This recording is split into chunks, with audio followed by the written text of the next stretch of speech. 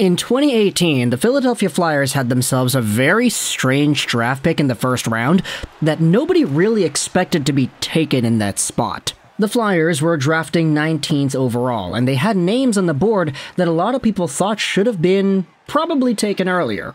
Guys like Ryan Merkley, K'Andre Miller, Rasmus Kupari, Dominic Bach, Niels Lundqvist, Joe Veleno, they were all still on the board, but instead of going with any of the consensus picks, the Flyers took a guy that was ranked to go a lot later. This player was ranked 46th by ISS, 40th by Future Considerations, 48th by McKeen's, 34th by Bob McKenzie, and he was the 32nd ranked North American skater by NHL Central Scouting. The Flyers ended up selecting Jay O'Brien. Now, this was always seen as one of the more off-putting picks in the draft, mostly because nobody had this guy pegged as a first-round caliber talent. Everybody had him in round 2. However, the Flyers liked the potential in O'Brien. This is because in that 2017-18 season for the Thayer Academy USHS Prep School, he had 80 points in 30 games played. Now again, this is the high school league, so it's not really like too noteworthy in terms of the draft stock because not too many players in the first round get drafted from prep school leagues, but he still was a profile that the Flyers liked enough to get drafted. It's just kind of unfortunate to see how everything went as his career went on. You see, the very next season he played for Providence in the NCAA, and as a center who scored a lot of points the prior year, you probably would have expected him to get more than 5 points in 25 games played. He also was selected for Team USA at the World Juniors, where he scored 0 points in 7 games. The season after, instead of continuing in the NCAA, he actually decommitted and went over to the Penticton Vs in the BCHL, so Junior A hockey here in BC. It's an unfortunate sort of path to see a prospect take, especially after being a first-round guy, but he went from NCAA hockey to Junior A hockey, and in the Junior A league, he didn't really... Okay, he had 66 points in 46 games played, but that's not too particularly amazing, as in that league, there were guys getting drafted that season who were outproducing Jay O'Brien. Obviously, the most important one being Kent Johnson, who was first overall in the league scoring that year, who had eventually gotten drafted by Columbus. After that, Jay O'Brien went over to the Boston University Terrier system, where he finally started to get it together. He had 16 points in 16 games played in his first season. I don't know if I'm really allowed to call that a freshman season because he had a college year before that, but either way, he had 22 points in 24 games played with BU the next season, and then this season with an A on his sweater, he had 32 points in 39 games played. 8 goals, 24 assists. Now, obviously, the guy needs to be producing pretty well. He's already 23 years old, 5'11", 185 as a right-handed center, and for the most part, the BU stint this year was pretty good. It's just, with the Philadelphia Flyers having so much time to allow this guy to develop at his own pace, we had ourselves the news recently that instead of signing Jay O'Brien to a contract, the Flyers instead are going to let him go to free agency and receive a draft pick in return. Take a look at this tweet over here. Elliot Friedman said in the intermission a few days ago that the Flyers will not sign Jay O'Brien, making him a free agent. He was selected 19th overall in 2018. The Flyers would receive a second-round pick in this year's draft for not signing him.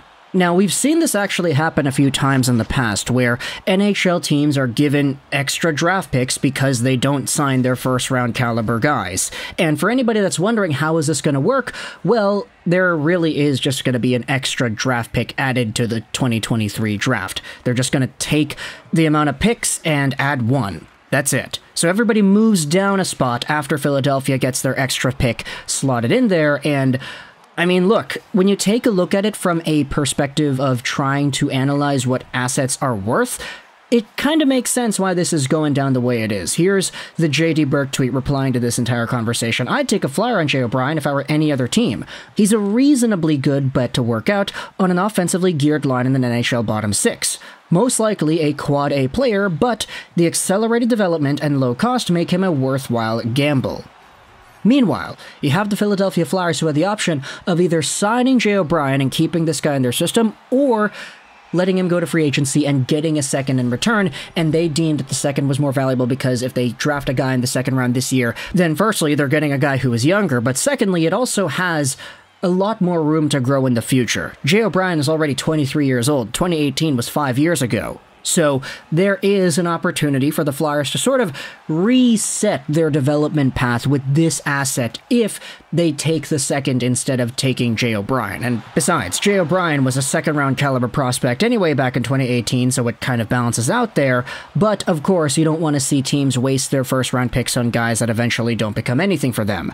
First rounds are where you make your money, and if you mess up the first round enough times, it could really cost you your job. So for the Philadelphia Flyers, it's not ideal, but at the same time, from a perspective of Jay O'Brien versus a second-round pick, it's understandable to see why the Flyers had that second instead. And besides, it doesn't really undo anything that's already been done, because if you take a look at that track record of first-round talents from the Flyers, in 2016, they took German Rubtsov, who hasn't been doing much for them. In 2017, they took Nolan Patrick, and Patrick was a second overall guy. That was supposed to be your franchise elite game-changing talent, but we all kind of know how that went. His unfortunate injury problems were really holding him back from accomplishing what he was destined to accomplish, and then you had Jay O'Brien taken immediately after, so yeah, I hate to say it, but that's kind of 3 draft picks in a row, 3 first-round draft picks, excuse me, of guys that didn't really pan out. And now, because Nolan Patrick is gone, Jay O'Brien's going to go to a free agent market that is probably going to give him a new home elsewhere too. It doesn't look all too great. Now, I've been seeing a lot of Flyers fans responding to this news by saying, okay, well, it's all right because the second-round pick is a lot more valuable than what Jay O'Brien was for the Flyers and their prospect development, and that's definitely a fair argument to make. Definitely understandable to see the perspective there. It's just, part of me does wonder, what is Jay O'Brien going to be capable of as he extends to higher levels of play? He already had a pretty good development curve ever since getting sent down to the BCHL and finding his way back on a BU, that now part of me wonders, okay, what exactly is the ceiling here? I don't want to go out there and say he's a definitive NHL player, but if, at the end of the day, Jay O'Brien finds himself in somewhat of a tweener role where he's in the NHL for maybe 20 to 25 games a year and in the AHL for the rest of that time, getting over a point per game as a top AHL scorer, then that sort of feels like a dub to me for a guy that had this awkward development path of being up and down, being a first-round guy, then getting demoted from college to the BCHL. And I know it's not really black and white like that, oh, he got kicked out of college. No, that's not what happened, but just seeing the path where he was not great at Providence and then okay at the BCHL level and then good again with BU, but he was older. Part of me wonders what exactly is the ceiling there. So if you're a Flyers fan, then let me know your thoughts in the comment section below about this entire player prospect profile here. What are your thoughts on the way Jay O'Brien has developed the past few years, and what are your opinions about getting a second-round pick in exchange for not re-signing him?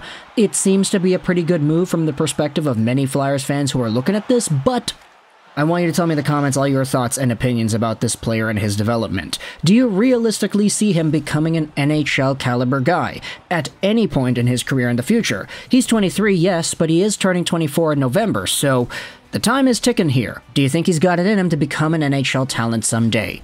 Thoughts in the comment section below. I hope you enjoyed this video. And bye.